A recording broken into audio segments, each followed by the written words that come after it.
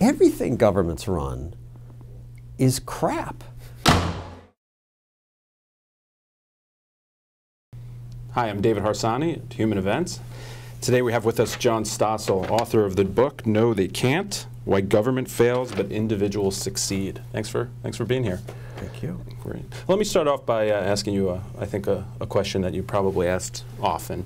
If most people think that government actually succeeds quite often, and I'll give you some examples that, for instance, I can't wait. Yeah.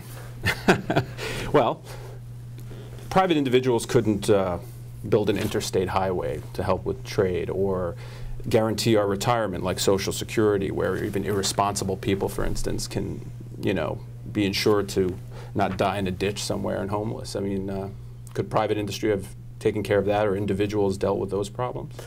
Yes. It's tougher when it's interstate highways. Certainly within states, a state government can do it, but private companies build toll roads. They're building them all over China. And they use the roads better because you pay for what you use. If you want to use it as a busy time, you pay a little more.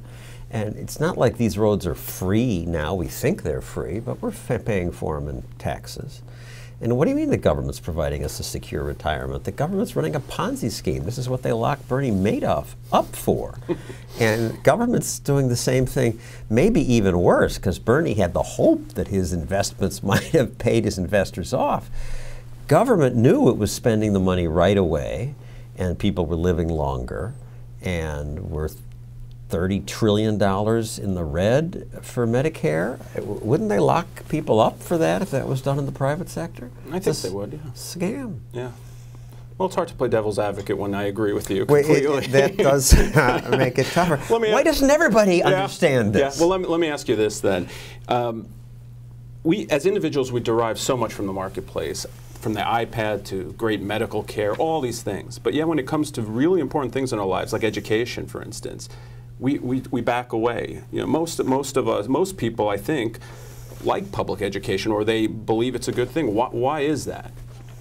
Why don't they see it the way you do? Because we're used to it. We've gotten it from the government monopoly all along, and people come to think that that's the only way you can get it. I've had discussions where people say, well, the market's okay for food, movies, music, trivial stuff like that, where the individual can make a choice.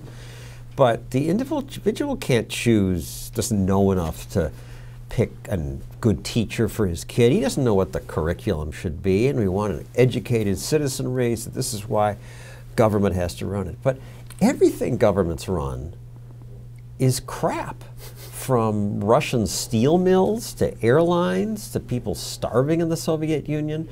The education monopoly in America now spends $12,000 per student. So do the math, $250,000 per classroom. Think what you could do with that money. And it's tripled over the past 30 years. Scores are flat. It's not a surprise. It's because it's a government monopoly, and they always are lousy. Well, I mean, do you think that has to do, you play off Hayek, what intuition teaches us and what reality teaches us. It's hard for, intuition teaches us, hey, there's someone who's poor, we have to help them. The school's not working, we need more money. Is it too hard for Americans or anyone to understand or accept creative destruction or invisible hands? I mean, how do we get over it? How do we convince people that that's, or have we convinced them? I mean, do most Americans agree? Well, there was a time when Americans were very self-reliant, and this idea that the government should just take care of everybody was new. But as a country gets wealthier, we see this in Europe, right, that they come to think, yeah, it's the job of government to take over. And given that mommy and daddy raised us and we relied on them, and that our ancestors lived in little tribes, and if you didn't harvest the fruit when the tribal elders said it was time, maybe you died and they didn't give birth to you. They didn't live long enough to give birth to you, so it was important to follow the central planners. It is counterintuitive to think the invisible hand can do it, but that's the only way it works with 300 million people, and it's given us all those cool things you mentioned. But how do we convince them? It's very, very tough. My thought, I have one way I think is going to convince them. What's it? If they all go, Oh, yeah. read how government fails and individuals Well, I need succeed. that to convince me. I'm sorry for that, but I don't know what else to do. I do these pieces on television. I've taken the research for this. It's counterintuitive. A lot of it took my brain time to come around.